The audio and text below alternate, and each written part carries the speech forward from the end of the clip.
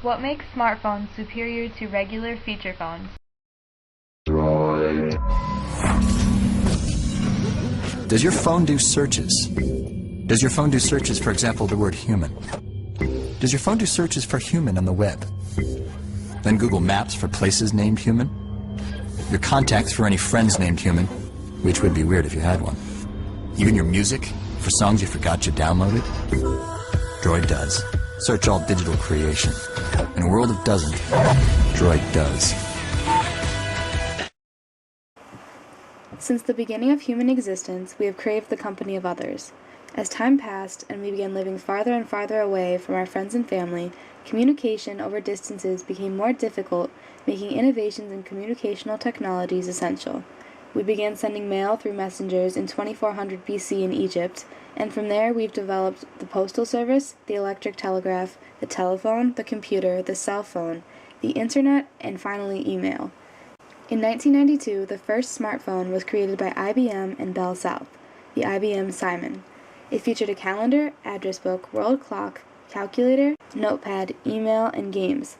Since then, companies like Palm, Symbian, BlackBerry, iPhone, and Android have been developing smartphones.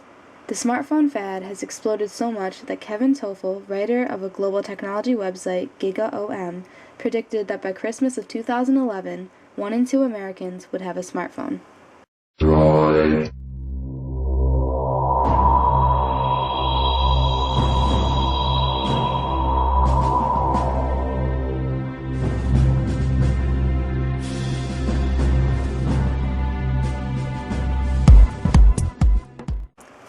A smartphone, by definition, integrates the functionality of a mobile phone and a personal computer.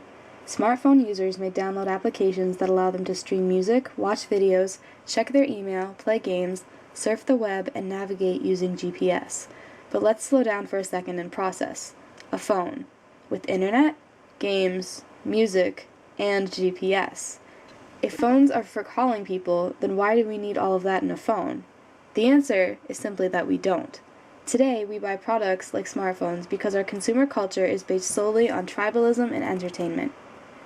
Why do we buy the clothes, electronics, and other products we buy? Most of the time, the answer is easy. We see someone wearing or using a product, think it looks cool, and buy it for ourselves. Additionally, the desire to acquire things is part of the American culture.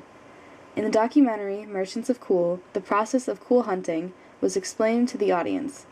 Basically, a company associate either hosts a focus group or goes out into the world to ask teenagers about what's cool and what's not, so that their company can manufacture the next big trend before any other company does.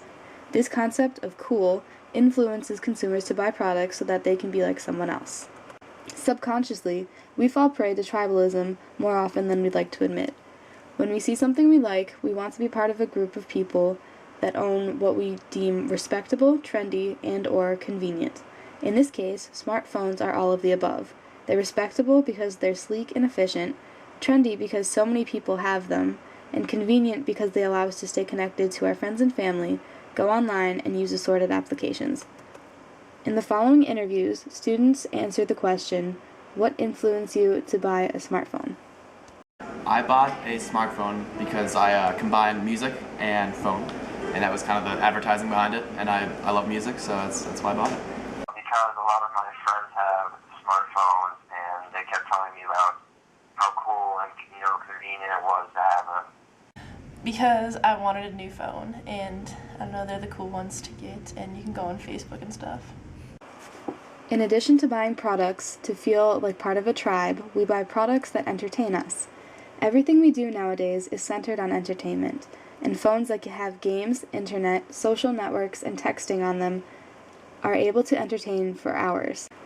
Neil Postman, author of The Age of Show Business, wrote that, quote, entertainment itself is the natural format for the representation of all experience, end quote. Because this is the case in the United States, products that are entertaining are the most attractive to consumers. Without even realizing it, smartphone users lose sleep, spend money they don't have on expensive data plans, and in some cases, even become addicted to their phone. Historian at the City University of New York, Stuart Ewan, said that, quote, middle-class life begins to be defined as spending money you don't have, end quote. The truth is that today, the pressure to fit in and to have the latest technology compels Americans to buy what they can't afford to uphold an image. To further prove this point, a statistic was taken by John DeGraff, David Wan, and Thomas H. Naylor, writers of the book Affluenza, that declared that, quote, in the past 4 years, more people have declared bankruptcy than graduated college, end quote. Today, the kind of phone a person has symbolizes what kind of person they are. Do they have a phone geared toward business like a BlackBerry, or do they have a gaming phone like the Xperia Play? Whatever the case, it's clear that products today are no longer just products. They're objects that convey a set of ideas to whomever sees them. Marketers today take advantage of this concept and create need. Before there were so many products available on the market, marketers looked for a need and then manufactured a product that filled the need. Because the market to which we have access now is so large, there is little to no need left for marketers to fill. So, they create need by creating the illusion of tribalism through advertisements and promotions. Marketers no longer care about what we need, they care only about what they can sell and how they can make a profit. To sum it up, we buy products because we feel the need to be a part of a group and because we want to constantly be entertained. It's human nature to be gregarious, but the extent to which tribalism has expanded is disturbing, because to be part of a tribe today, one needs to have certain material things. American marketers have created an image-based culture in the United States. Furthermore, we buy products to entertain ourselves because in a world full of audio and visual media, we find ourselves longing for something to occupy us. The consumer culture of the United States has blown up so much that Americans feel the need to buy, buy, buy.